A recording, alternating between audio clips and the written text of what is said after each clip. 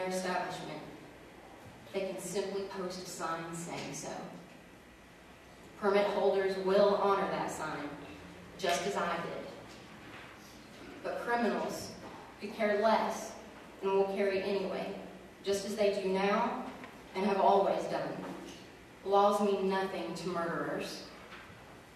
For those of you who are concerned about guns and alcohol being in the same place, similar carry laws are already in over 40 other states within the U.S.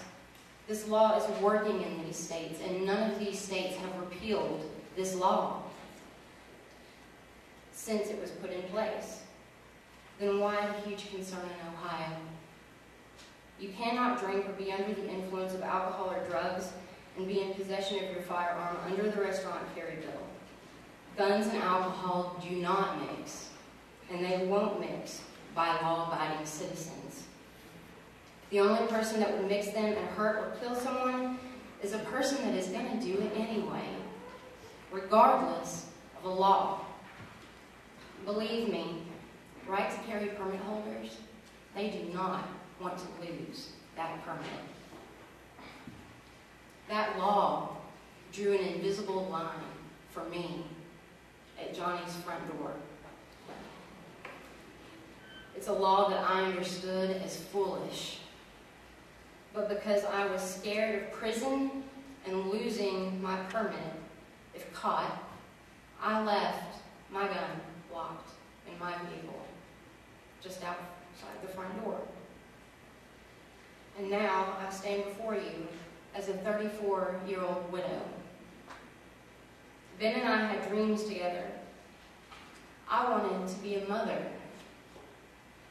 We had already purchased a baby crib and started making plans with our doctor to start a family. Now those dreams are shattered. My life is completely altered. I leave work every night and go to a lonely, dark, quiet house that once was a home full of light and laughter.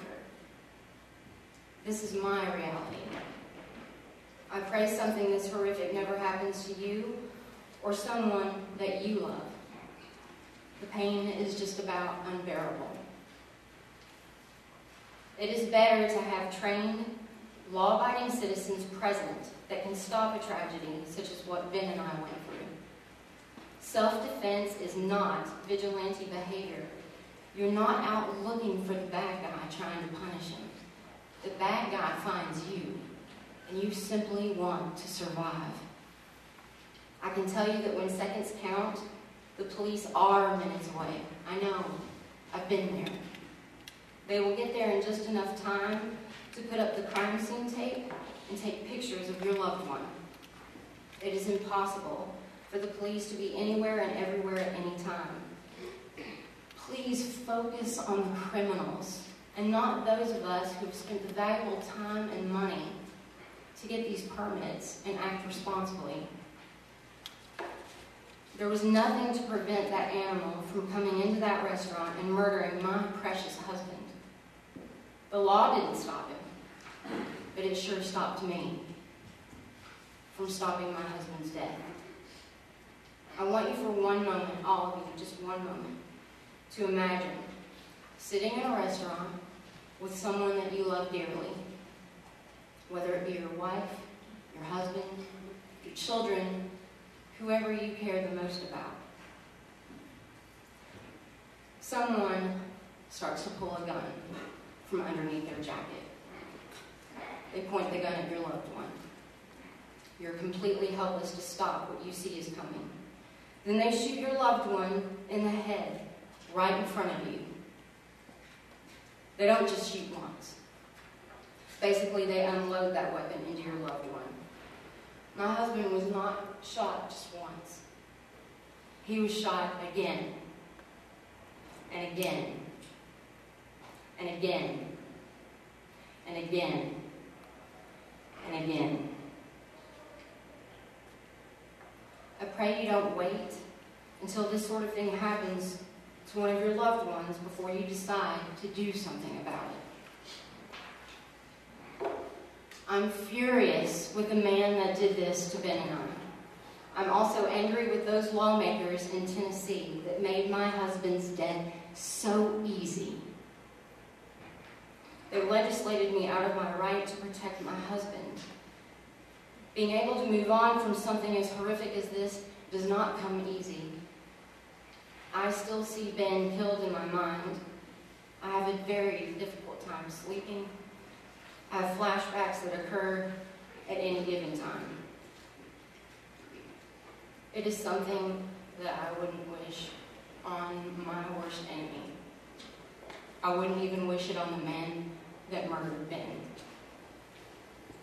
I hope that what I've said before you today will really make you think about how important this bill is and why it needs to be passed. Please vote on the issue and not just with your political party. For Ben, it was the difference between life and death. You are the everyday citizens who worked long, tiring hours because you saw that things needed to be changed in your state.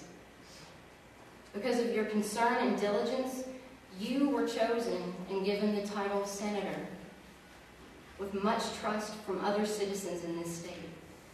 Those citizens, as well as yourselves, should never have to go through anything even remotely close to what I'm going through.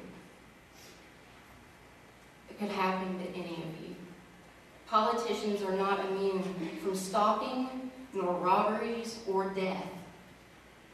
You can make a difference and help people have a fighting chance at survival instead of just being pure victims like Ben and I were. Thank you. First of all, thank you for what I'm sure has to be very difficult, but extremely compelling testimony today, and let us extend our sympathies for your loss. Thank you so much for sharing this with us. I think it really puts into focus why this legislation has been introduced. Are there questions? Hearing none, we thank you very much. Thank you.